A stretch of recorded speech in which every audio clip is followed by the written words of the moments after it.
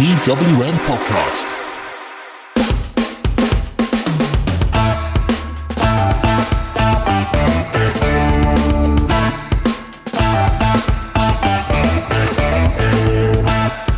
I mean, what do you lend a friend? What does a friend lend to you? I mean, a relatively small amount of money in a short period of time, maybe some sort of DIY equipment. How about the hosting of an entire podcast? Hi, it's your voice of the main roster. I'm Joseph Kingsley-Nyinah. This is Raw Talk for TWM News. I've got some stuff to do, the general housekeeping. You know how it is. Generally, I'm going to say you can find us on all places you find podcasts, Spotify, Podbean, and our YouTube channel, which we really need to do more with. It's all there for you on anyway, Acast as well, I believe. Go cop. We're doing podcasts more or less every day. Sunday is the day of rest, but even then, sometimes you've got to drop a little something on you because we like to throw 7 different kinds of smoke at you. Yeah, more than the 5 that's said in that movie. Also, we are sponsored by Squared Circle Box. They're awesome. They're so awesome that we put our old name on it. That's right. If you put in TWM News into the checkout at squaredcirclebox.com, you'll get 10% off your first order. There's not really much else to say. That is the housekeeping. Tom, what would you lend a friend? Oh, by the way, what would I lend a friend? Oh yeah, hi, I'm Tom. Yes. I'm back from a very short excursion. I actually cannot believe it that Tom has travelled back from the real world to his fortress of solitude. It's incredible. I literally left my fortress of solitude to rejoin society. I lasted 3 days and I came back. Yeah, exactly. Yeah, because everybody knows. What would I lend everybody knows that Tom is in an imaginary country. Shout out to Kimmy. Shout out to Kim. Yes. All right. Anyway, do you want to get on with Raw? Because it actually turns out there was a lot to talk about, even though it was shoddy. Yeah. Oh, that's something. Yeah, that's something. All right. Raw was in Manchester this week, and I felt like they did their tribute to Sir Alex Ferguson. They took it a bit too seriously because Raw this week was full of the hairdryer treatment. There was a lot of. I don't even know how to describe it. It was a hairdryer. It sounds like a hairdryer. Yeah. Pretty much. It was like you'd have one segment which was pretty down, and then straight away the next one, whoever was there would come out 10 times over the top. Yeah, it's just like they've just been eaten into backstage. It's just I'm not a big fan of the fake crowd noise. Can't lie to you. Oh no, that was horrible. That's what I talk about. That's why I talk about the hairdryer treatment. It sounds like a hairdryer. Yeah. Jeez. There were so many. There were just so many moments. I was just like, that is not needed. Very much, and we're gonna get into it. We're going to get into it. Yeah. We're going to start off with what I think this podcast should be called, because ever since we've gone almost daily, ever since Raw Talk has been on a Tuesday, we've been here, and there has been some variation of this story. That is right. We are talking about the Cuck Chronicles, and they headline once again. We're only doing this because we're doing it first because we're getting out of the way, because this is one of the worst segments I've ever seen in my life. Tom? You know what? I'm pretty sure we need a jingle for this, just this part of the podcast. We need to get a jingle. Or just like, and now the soul tones of the Cuck Chronicles. Oh yeah, now it's time. It's time to climb, because it's time for the Cuck Chronicles. Sorry, everyone. Yeah. So yeah, Lana claimed I much preferred her with a Russian accent. Yeah, she's not gonna lie. She's really backslid on promos. It's really weird. It's like she tries the Russian. Like now she can talk normally. She tries to do too much. She was rushing so much. Yeah. The pace, the crowd had no chance to react. Not that they were anyway, but it was just rush. Wow. Yeah. Talk about rushing. Very good, Tom. Very good. Yeah, I much prefer the accent. And it added so much to that character, and now it just bores me. Yeah, I mean, she's just another badly booked woman in a sea of badly booked women now, isn't she? Yeah. But let's get down to the meat and potatoes. She claims that she's pregnant with Rusev's 15-pound baby. I don't know how they do things in Russia or as it may be in America, but firstly, I think that's a really small price to put on a baby. And secondly, here in the UK, we don't treat people like property. Oh, wow. Okay. Okay. Yeah, okay. But in all seriousness, 15 pounds is actually about 7 kilograms. And I believe that if you were to buy a roast turkey for Thanksgiving or, if you're to buy Christmas or Thanksgiving, sorry, just completely blanked on the second one. Yeah. Right, let me have a look. I think the average of it is about 3 or 4 kilos. I think that's... Okay, so, yeah, I'll put it this way. My nephew is 6 months old. Yes. He is massive. Yes. When he was born, yes, he was 7.5 pounds. All right. Yep. I mean... Yeah. I'm here looking at... and I'll put it this way. His mum is 6 foot. Yes. My brother is 6'6", 6'7". That is a tall family. Yeah, exactly. And he was 7.5 pounds, and this baby's 15. Yep. What kind of genes are they coming from? Because Rusev is obviously a bigger lad. Yeah, but Lana isn't. Yeah, exactly. Lana did not look like she had 15 pounds of stuff in her gullet. No. I've got a recipe. I don't know, that skirt looked like it could have been 15 quid. 100. Where did she get that from? Primark? Nah, I know the biggest Primark in the UK is like just down the road in Liverpool, but geez. Yeah, I've got a recipe up and it says that for a turkey that serves, I don't know, serves 8 to 10, it's 10 to 12 pounds. So, well, I mean, Lana. Well, I mean, with all the storylines Lana had, I mean, she's about halfway there then. Yeah. 8 to 10. Yeah. No, she's had what, 5 or 6. Oh. No. We don't. We're not slut shaming in 2019. Come on now. No, not at all. All right. So she claims she's pregnant with Rusev's baby, which of course brings, after a long, excruciating promo, brings out Rusev, and Rusev is rightly skeptical. So would I. Yeah. I'd be as well. That's alimony. That's child payments. Mm-hmm. There was a beautiful... I mean, if I was Rusev after all of this, I'd be like, really? I mean, if they don't get, like we said the other week, if they don't get Jerry Springer or... Maury. I don't know. Maury or nobody. Maury. Well, no, it's Jeremy Kyle. We need Jeremy Kyle back. Nah, Maury. Maury's the warmest out of all three.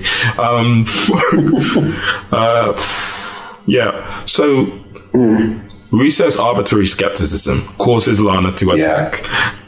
And once she's jumped on him and has got him in a chokehold, out comes Lashley. I've got a question about Lashley. Why is he always in full gear? I was thinking the same thing. He's I said this before. He's just always ready for any situation. Oh, jeez. Need to fight?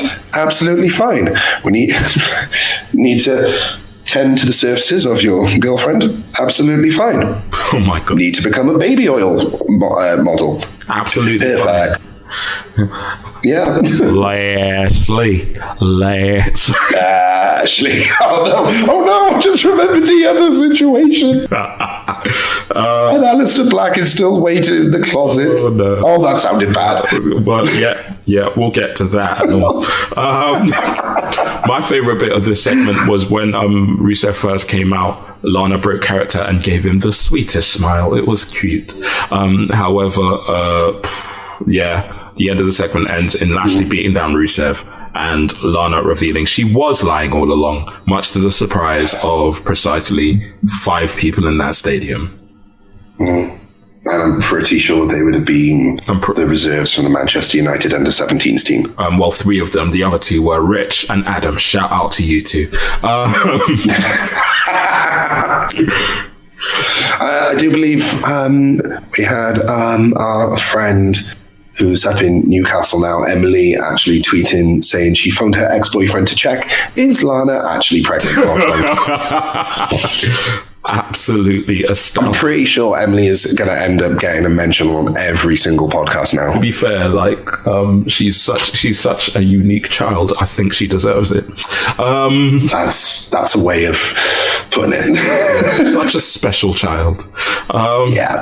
Right. Get me the takeover. No, get me the non-union European equivalents.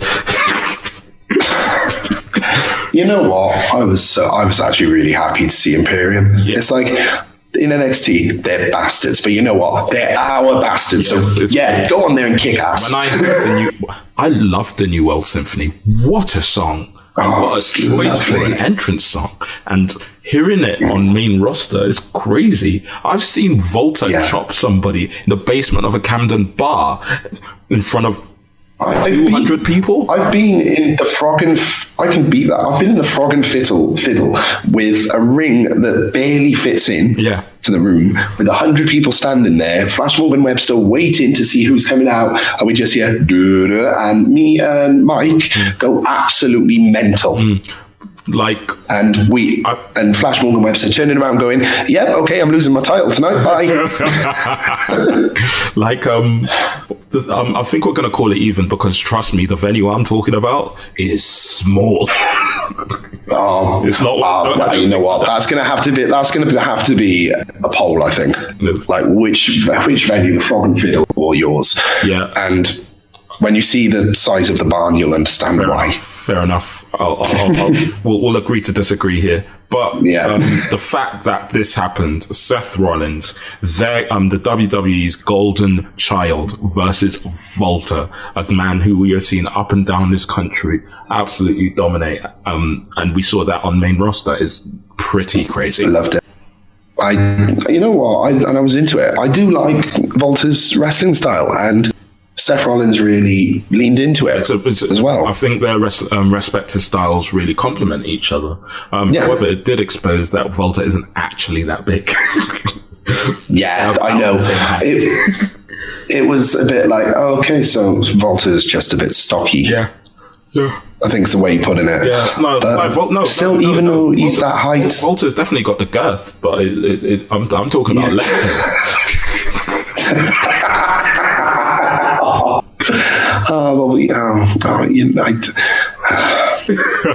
Anyway, that match is fine. It's pretty cool, actually, but it ends in DQ after the West Germany team from Barcelona 92 jump Seth Rollins.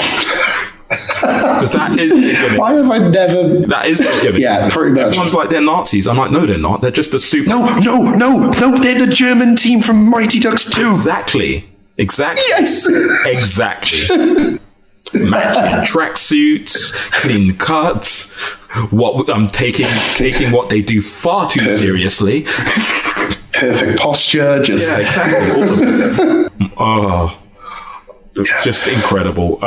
Kevin Owens and the Street Profits make the save. I'm really confused about the Street Profits. Okay, so I was happy with Street Profits. Made sense. I mean, they've been on the face of. They've been on the side of all the faces the last couple of weeks since they got drafted, and I was perfectly happy with that, to be honest. They've been involved in quite a few things. Was this KO's first appearance since the draft? No. KO also appeared as the Street Profits' third man against the OC in their Raw debut. Okay, there we go then. Honestly, for a second, I was to explain that, it actually all makes sense that the three of them came out together. Kevin Owens going after Volta, get in my belly. Perfect. In my belly. He just that singles match. Went in there.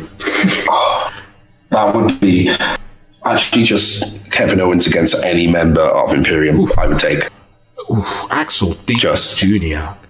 Yeah, all of them. Just one after the other. Give him a gauntlet match. Yes, that would not be... No, that 100% needs to be some sort of heel champion's gimmick. Just a gauntlet match, but with every single member of his stable. That would be brilliant. Just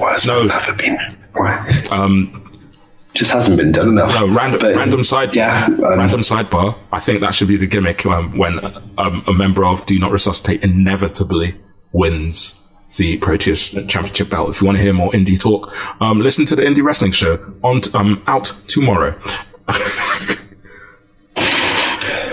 Nice plug. Yeah. So we end up getting into So so they can't run out. They help stop Imperium, and in the break, it's announced as an 8-man tag match, player. Which, Yeah. So, and again, go on. After you, Thomas.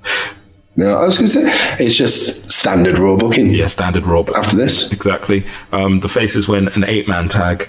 Everyone gets really hyped about Team Raw. And Alexander Wolf must have post-traumatic stress disorder from the main roster, because every time he comes up, he jobs. Yeah. Although, and did you catch as well, Team Raw, they announced Team... Oh, yeah. Is it... As well at the end. Let me see if I remember. Is it Seth, Ricochet, Drew, Randy, and Kevin? Yes. They sound like when you just say their first names, they sound like a band that would have rivaled NSYNC and Backstreet Boys back in that day. That would be a band I would not pay to see. Team Raw. Just something about it just makes me go, oh. Baby, we like it raw. Oh, no. Just sampling the Wu-Tang Clan for their first song. Elsewhere, the South Wales subcultures felt the Viking experience.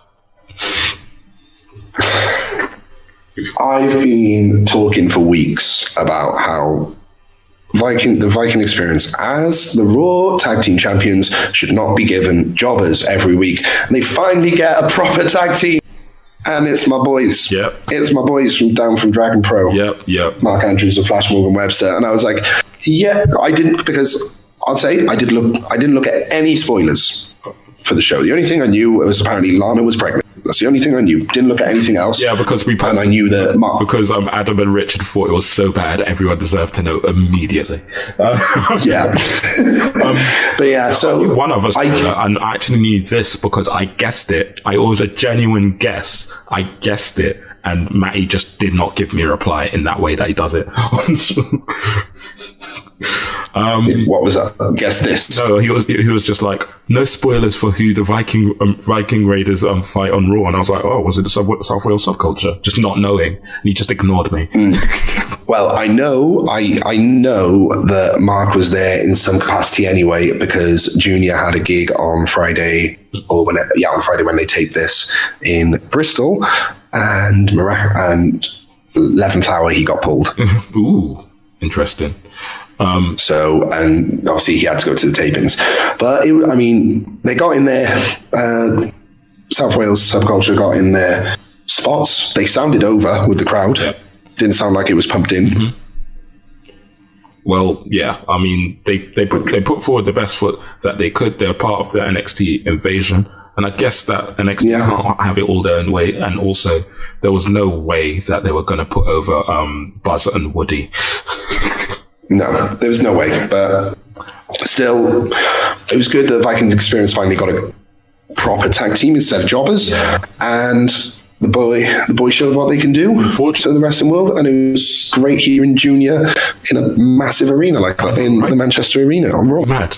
Again, people that we've seen up and down this country, occasionally spoken to on Raw. Mind-bending. Yeah, someone I got into a car crash with, but let's not get into that. No. We got any other business later. You're telling us. Right, let's move on to the next big story. He does what he wants. What he wants. He does what he wants. He's Randy Orton. He's Randy Orton. He does what he wants. got completely out of time there. But I don't care. You know what? I love this. Yeah. I loved it. I believe that every wrestling show needs a true neutral, and I genuinely believe that, because like it does set up a sliding scale of good guy to bad guy. There needs to be somebody slap bang in the middle, and you know who excelled in this role? Baron Corbin in his earlier gimmick, because his entire gimmick was like, I don't care about any of you, heel or face. Fuck you, pay me. Yeah, it's just like, I don't care. What, you doing that? You doing that? Okay. Oh, well. He was nominally heel, but he'd beat up anyone if they got in his way of his money. Yeah. And Randy Orton is the perfect guy to have in this role. Yeah. And it was, for me, the interactions between him and Ricochet as well. First promo, I was a bit like, okay. But then as the night got on, and especially in the match as well, the psychology behind it was perfect. All right, let's run through it step by step. First, he decides he's going to tag with the faces, the faces being Humberto and Ricochet, against the OC for no apparent reason. Than the OC. No, AJ insulted the Viper. I know, but like, you know.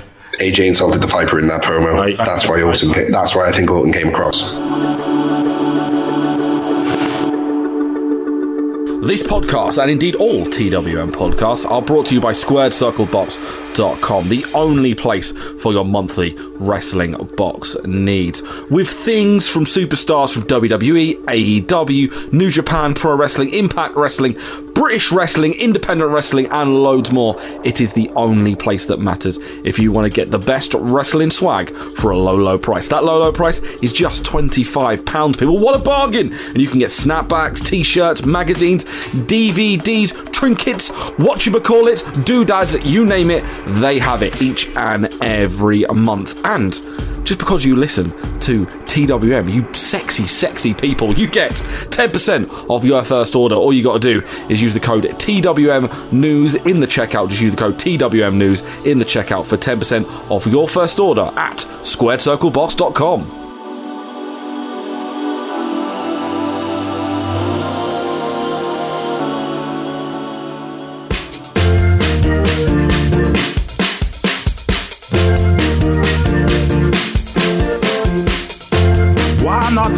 I said, why not spread the gospel of the TWM squad with some of our lovely merch over at Teespring? We have t-shirts for all shapes and sizes, hoodies, sweatshirts, mugs, stickers, and loads more. Also, just for listening to this podcast, you can get 10% off your order. I said using the code podcast. That's podcast. Once again, podcast in the checkout for 10% off at teespring.com/stores/TWM-wrestling-merch. That's right.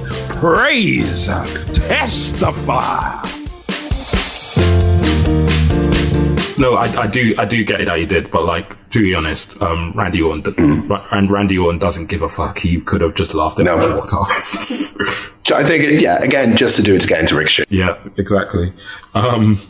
Yeah. And then when Ricochet asks later in the evening what he's playing at, Randy is evasive at best. He's just like, why'd you do that? You will never know. I'm a snake, Harry Potter.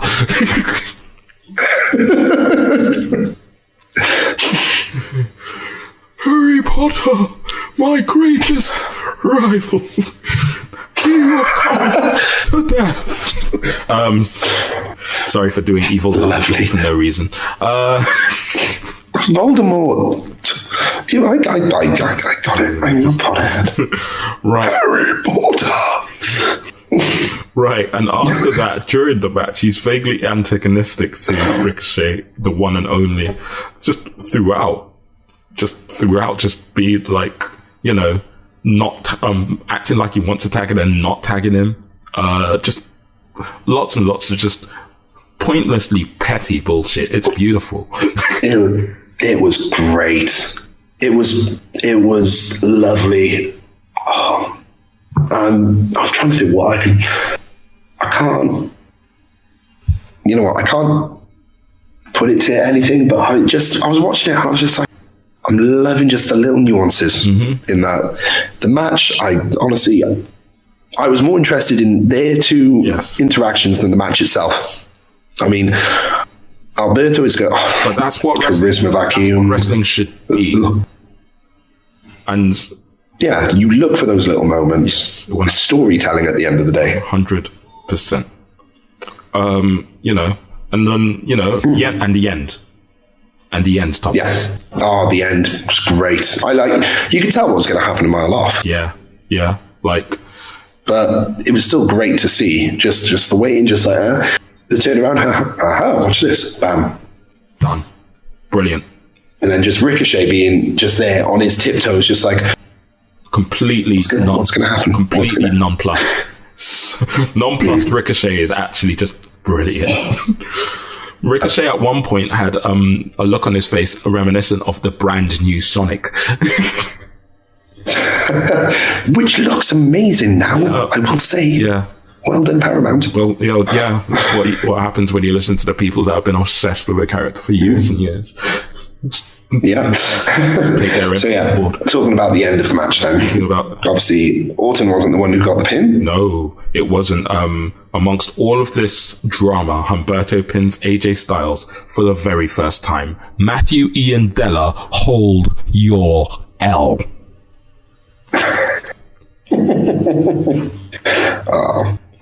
And so yeah, and then after the match, you just had Orton letting Ricochet know, I do what I want, when I want, got it, and just leaving the ring. Who I want. And at the end of the day, the Viper hasn't bitten the frog yet. No. I'm glad you got that. Did you get it? Yeah. That was convincing. And no. And finally, I'm super happy about this. I think it's the best angle that they have going into Survivor Series with this invasion storyline. And they have a tag team match, they have a mid-card match, and I think that this match is going to headline. It should. 100%. Yeah. But let's talk about the one women's segment that was on this show. Paul Heyman, what are you doing? You know what? I don't know why. Well, I didn't even realize that was the only one. Unless you count Lana, but no. All right. So, Becky Lynch replaces Natalya in a title match for reasons. Let's just ignore that, the team of Becky and Charlotte, I'm calling them Tea Time. They used to be called Tea Time. They've lost to this combination of they've lost to the tag champions before. They don't deserve a shot. It should be Natalya and as partner their choice, not Charlotte. And you got to remember, Natalya and Charlotte have actually beaten the Kabuki Warriors as well. That's the idea. They did try it and say on commentary, well, Natalya got the title shot, but she's not available, so Becky replaces her. And I was like, it's bullshit. She's not available because she couldn't be bothered coming over. She's done her monthly to be honest, if she was, international trips. Yeah, I was going to say, to be honest, after the last one, I don't blame her. Like, what were those mechanical issues? Yeah, that joke, I felt like that joke was in bad taste, and it was still in better taste than the Young Bucks. Yeah. Oh, we're going all over. Is this us, like, starting our own little invasion of everything? You know what? No, I think we've met. Well, no, it's just we've mentioned.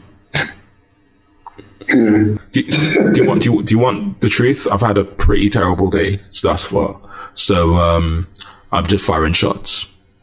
Fire shots at them. Do it. It's fun. Antagonize. Just firing shots. I'm the devil on your shoulder. Do it now.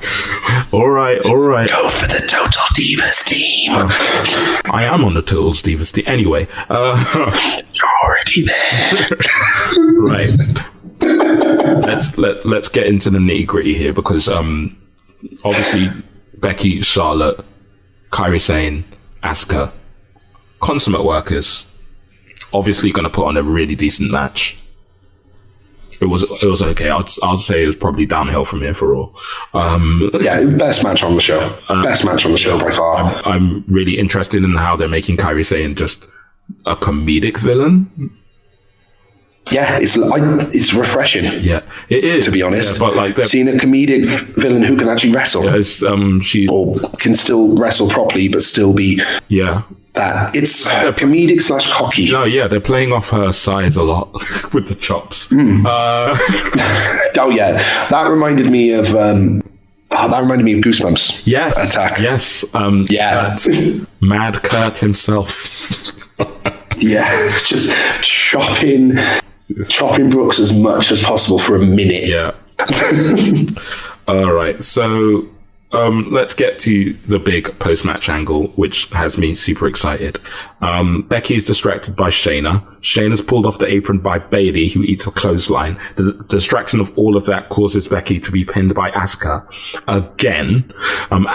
Becky immediately goes after Shayna, talking shit. Shayna runs out of dodge, and Bayley takes her opportunity to beat down Becky. It's the best kind of mess. You know what's great? Shayna is the antagonizer here. Yep. No one's gone after Shayna. Yep. And it's probably all gonna culminate this or next Wednesday, isn't it? Yeah. Or, you know what would be even better? And I don't know why, but obviously War Games. Just in the middle of War Games, Becky and Bayley both appear near the end of that match to cost Shayna War Games. And you don't have them going after Shayna whatsoever until then. Well, the way that War Games works, they're trapped in pods, right? So as soon as she's launched from the pod, they should run out. Yeah, and stomp her. Exactly. And no one don't have Becky or Bayley on NXT. At all. That could be the swerve, you know. That could be the big swerve. That could be the big swerve. And I think that would be perfect. Have Dakota replace her. Yeah, that would be perfect. I'd love it. Anyway, but again, after you, just made Shayna look like the big bad. Yeah, and she is out of the three of them. Bayley's still finding her feet. Becky her promo before the match was passable.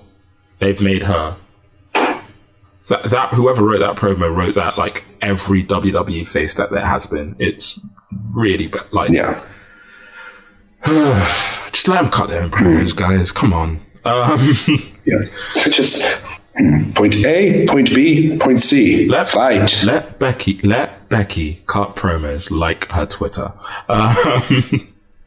Just give her free reign. She deserves it by now. But we're both in agreement that this is the hottest angle that this invasion has, and if it doesn't main event Survivor Series, it's an absolute travesty. No, it's got to. Yeah. It has to, because it's been absolutely brilliant. And yeah, there's no other match that is building up like this at all. I mean, you've got the secondary male titles. I mean, Shinsuke hasn't done anything really. That match basically slapped her. That match can slap really hard. That match is going to slap. But the best of the build, the best of New Japan versus the best of Ring of Honor is going to be great. Excellent. Just the exhibition match of the night. But yeah, also an important plot point, and I think they're really, really foreshadowing this. Asuka has beaten Becky thrice this calendar year. I'd like to do a shout out to our Lord and Savior Eddie Dennis right now. He's not a Lord and Savior. He's a bit anyway. Let's it's only going to be contentious. Well, you know that me and Eddie history. So don't say fuck him. Hottest angle, definitely. I've matured, but Eddie Dennis. Eddie Dennis, I'd just like to say in character. Other news: Rowan had a busy night. I am calling it. Rowan Harper is now a time traveler, and he's come back in time with the fake baby of Lana. That is what is in that cot. The fake child that Lana has lied about. He has gone to the future and actually collected it, because no, it is not a lie, it is real. And now Rowan is that baby's father. My head hurts. But my head hurts with what they did, you know. Like, when I first saw the huge face with a ginger beard on the Titantron, I can't lie to you, I initially thought it was flipping Sheamus, and I was... honestly, if it was Sheamus, it would have been... I was so happy for just 1 second, and then I realized it was Rowan. And then it's like, oh no, hello, it's Harper again. We're just going to cover everything that Rowan did. just going to cover everything Rowan did. R-Truth fails to beat the Singh brothers in a 24/7 title match. The Singh brothers run into a dark room, and do they find Aleister Black? No, they find Rowan. Which was brilliant. I was just like, they run in, see Rowan there, and Rowan's just like, get out. Okay, I don't care. I'm going to hurt you. I'm going to chuck a sofa on you. Just the disrespect. And then just R-Truth again with crying out loud. It looked more IKEA than D. Yeah. And then flipping heck, what else happened? And he came out and he had a squash match. Yeah. While the commentary put over the fact that the stuff was moving, the cage was moving. Yeah. Lana's baby. Disgusting. In other news, McIntyre beat Sin Cara in what was probably going to be his last ever match on Raw, and Andrade beat Cedric after another distraction from Zelina Vega. Again, two pretty standard Raw matches. Gets McIntyre over for that spot on the Raw Survivor Series team. But if I'm Andrade, just keeps him taking over until they find. If I'm Andrade, I'm livid. I'm livid. Yeah, but let me get why am I not on that team? Drop. I don't know. Be fair, that's a pretty strong team. Who'd you drop? I'd drop Seth. You can't. I'd drop Seth. Yeah, but then again, he's basically the face of the program. Yeah. As well. Fine. Which is horrible. I know. And I'd much rather have but there's no logical change in that team. The only one I'd is Orton, because he doesn't need to be there. Nah, Orton is Mr. Survivor Series. He does. He 100% does. Exactly. Orton, that's the only reason. Mr. Survivor Series. If you don't get Randy Orton on your Survivor Series, then what are you doing, lad? He's either got a belt or... he's winning a belt, or he's winning for your team. Yeah, exactly. And that's Raw, to be honest. That's all that happened. So I've just got one more question to ask you, Mr. Walton. Yes. Any other business? Any business. Okay, so you wanted the story, yeah? Yeah, go on then. Okay, so I'd say it must have been about 4. I was driving Mark Andrews and his bandmate, Matt, down to Brighton for a gig on a Sunday morning. We were about 10 minutes outside of Brighton, making great time, absolutely brilliant. Got all their gear in the back of my mum's car. There's a Harley Davidson parade going on the other side of the road. Oh. Everyone gets distracted. It's busy as hell. Oh, no. Car in front. Luckily, I stopped about 3 or 4 inches away from this car. Oof. The car behind me didn't think to do that. Oh, no. Crashed right into the back of my mum's car. I got shoved into the front of the car. Let me get this straight. It was not even your car. It was my mother's. Oy. I quote, my mum said, use my car, your car might not make it. Her car didn't. So, yeah. And when I phoned my mum to tell her, she turned around and went, I told her, I'm in an accent, oh no, what did you do? I did nothing. The car went to the back of me. Is the car okay? No. I'll call you back, Mum. Apparently, my mum put the phone down. My brother turned around to her and went, what happened? Oh, he's been in an accident. Is Thomas okay? Oh, I didn't ask him. I've got a decent car accident story to tell. Yeah, but I've got one bit to add to that. One bit to add to that story. Obviously, they were doing a gig. There were other bands there. Mm-hmm. Another band, one of the other bands passed.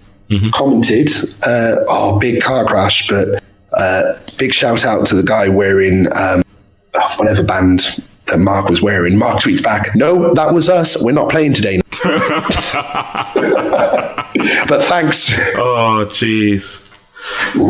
All right. My any other business is fairly serious and is actually Raw. It's not even Raw adjacent. It's just something on Raw. We haven't covered it. It's just, I'm just going to read this to you and I'm going to ask your opinion.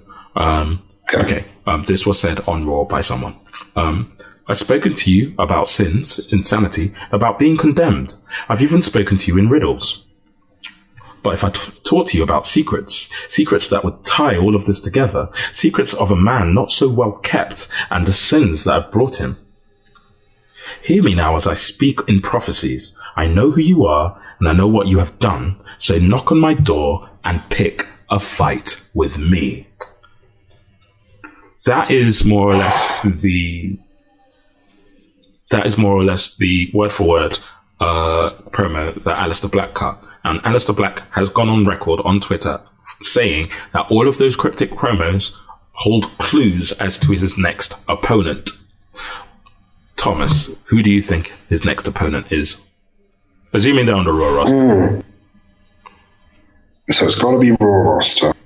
Unkept. That rules out quite a few. Maybe it's got to be someone with longer hair.